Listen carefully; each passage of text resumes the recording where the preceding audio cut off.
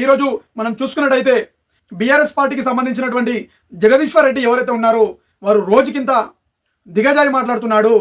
నేను ఒకటే చెప్తున్నా, ఈరోజు తెలంగాణ జనసేన పార్టీ తరఫున నా సూటి ప్రశ్నకి నువ్వు సమాధానం చెప్పాల్సిన అవసరం ఉంది. ఈరోజు తెలంగాణలో జనసేన పార్టీ లేదంటున్నావు కదా, చలో లేదన్నోన్వి మళ్ళీ కింద పాయింట్ ఎందుకు నడుస్తుంది? జనసేన పార్టీ పేరు చెప్పంగానే లేదన్నోళ్ళకనే ఉండు. ఏ సబ్జెక్ట్ పైన మాట్లాడాలో అర్థం కాక పవన్ కళ్యాణ్ గారి పేరు తీసుకొని టీవీలలో కనిపించడానికి, యూట్యూబ్లలో కనిపించడానికి ఈ విధంగా దిగజారిపోయినామంటే జగదీశ్వర్ సిగ్గుచేటు. ఇది ఆంధ్రప్రదేశ్ రాష్ట్ర ఉప ముఖ్యమంత్రిగా పనిచేస్తున్నటువంటి శ్రీ కొనెదల పవన్ కళ్యాణ్ గారిని పట్టుకొని ఏకవచనంతో పిలుస్తున్నావంటే నువ్వు ఇంతకు దిగజారిపోయినావో కూడా ప్రజలకు అర్థమవుతుంది.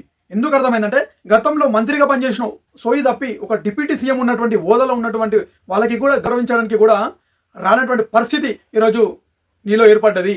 అందుకే ప్రజలందరూ కూడా మిమ్మల్ని కొట్టుడు కొడితే మూలకు పోయి పడ్డారు.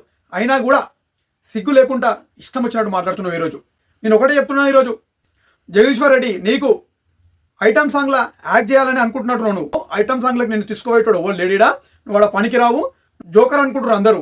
పవన్ కళ్యాణ్ గారు మాట్లాడిన మాటలు ఏవైతున్నాయో అవి నువ్వు ఐటమ్ సాంగ్ లాగా ఉన్నాయి అంటున్నావు కదా. నేను ఒకటే చెప్తున్నాను, ఈరోజు నీకు ఐటమ్ కానిగా బీఆర్ఎస్ పార్టీలో ఐటమ్ కానిగా ఒక జోకర్ లాగా ఈరోజు బీఆర్ఎస్ పార్టీలో మిగిలిపోయినావు. అది నీకు తెలుసు, నీ ఎంబడి తిరుగుతున్నటువంటి క్యాడర్కు కూడా తెలుసు. కొంతమంది ఏమో జోకర్ అంటారు, కొంతమంది ఏమో లిల్లీపుట్ అంటారు. అది ఏం చేయాలో అర్థమైతలేదు. నువ్వు మాట్లాడిన వీడియో కింద కామెంట్ చూస్తానేమో పదవిల కోసం గిలాసాలు అందిస్తాడు, మోచేతు నీళ్ళు అవుతాడు, ఇంకొకటి కామెంట్ కొడుతుంది దాని కింద. నేనంటున్న మాట కాదది. కింద కామెంట్ ఎవరైతే కొట్టిరో అది నువ్వు చదవవు కాబట్టి నేను చదివి నీకు వినిపిస్తున్నాను. ఈరోజు విషయానికి వస్తే రైతులు ఎవరైతే ఉన్నారో తెలంగాణ రాష్ట్ర వ్యాప్తంగా వాళ్ళ గురించి మాట్లాడేటోడు ఎవరు లేడు ఇక్కడ. ఆ నిరుద్యోగులు ఈరోజు 15 లక్షల మంది నిరుద్యోగులు ఈరోజు మిగిలిపోయారు. వాళ్ళ ఉద్యోగాల గురించి, ఉద్యోగాల నోటిఫికేషన్ ఏమని చెప్పి జాబ్ క్యాలెండర్ రిలీజ్ చేయమని చెప్పి ప్రభుత్వాన్ని ప్రశ్నించిన దాఖలు లేదు ఇక్కడ. ఏ మాటికి పవన్ కళ్యాణ్ గారి గురించి మాట్లాడాలి, సోషల్ మీడియాలో కనిపించాలి, జీవితకాలం ఇదేనా అనేది అని అడుగుతున్నా. ఈరోజు నేను ప్రజలకు చెప్పాల్సిన అవసరం ఉంది. లేదంటే ప్రజా సమస్యల గురించి పోరాడేటి ఏమైనా ఎజెండా తీసుకుంటున్నావా, లేకపోతే ఈ ఎజెండా తీసుకుంటున్నావా కూడా ప్రజలందరికీ చెప్పాలి. ఈరోజు నువ్వు మొర్రో అని చెప్పి రైతులు మా ఒడ్లు కొనమని చెప్తుంటే ఒడ్లు ఎవరు ఉండలేదు. ఈరోజు వర్షాలు పడి మొలకలు ఎత్తినాయి. ఈరోజు అవి చూస్తుంటే కళ్ళ నుండి నీళ్ళు వస్తున్నాయి. ఆ రైతు కన్నీరు తూడ్చేటోడు కూడా అని అడుగుతున్నా. ఈరోజు నేను దీని గురించి మాట్లాడే చేతగాక పవన్ కళ్యాణ్ గారి గురించి, జనసేన పార్టీ గురించి మాట్లాడుతున్నావు కదా.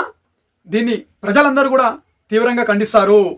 ఈ హైదరాబాద్ నగరంలో ప్రెస్ మీట్లు బంద్ చేసి నీ నియోజకవర్గంలో పోయి అక్కడ ఉన్నటువంటి సమస్యల పైన, అక్కడ పేద ప్రజలు చాలామంది ఇబ్బందులు పడుతున్నారు, డ్రైనేజీలు పొంగిపోతున్నాయి, వీటిపైన దృష్టి పెట్టి నీ నియోజకవర్గంలో ఉన్నటువంటి ప్రజల వైపు నిలబడి ఆ సమస్యలన్నింటినీ కూడా పరిశీలిస్తే ఇంకా బాగుంటుందని చెప్పి కూడా నీకు జనసేన పార్టీ తరఫున నీకు తెలియజేస్తున్నాను ఈరోజు.